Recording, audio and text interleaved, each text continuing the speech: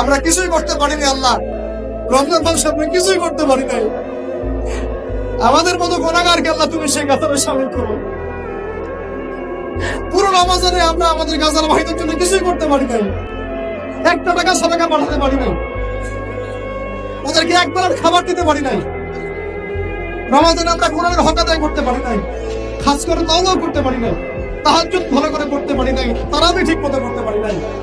রোজা রেখেছি গদপদা রোজা রাখার মতো। আল্লাহ যেভাবে তোমার নবী সাহাবীরা আমল করেছিলেন এরকম আমল আমরা করতে পারি নাই।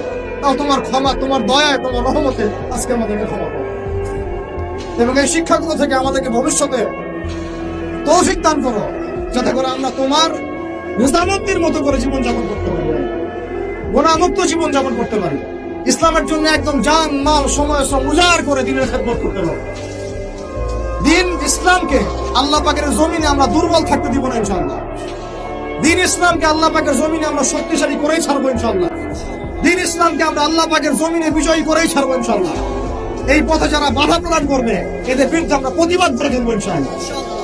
আল্লাহ রাব্বুল আলামিন আমাদের সবার দিনের মধ্যে দিন ইসলামের প্রতি খাস মহব্বত দান করেন, কোরআনের মহব্বত ঢেলে দেন, ঈমানের মহব্বত ঢেলে দেন, সুন্নতের মহব্বত ঢেলে দেন এবং সাহাবী ওয়ালা জিন্দেগি আমাদেরকে যাপন করার তৌফিক দান করেন।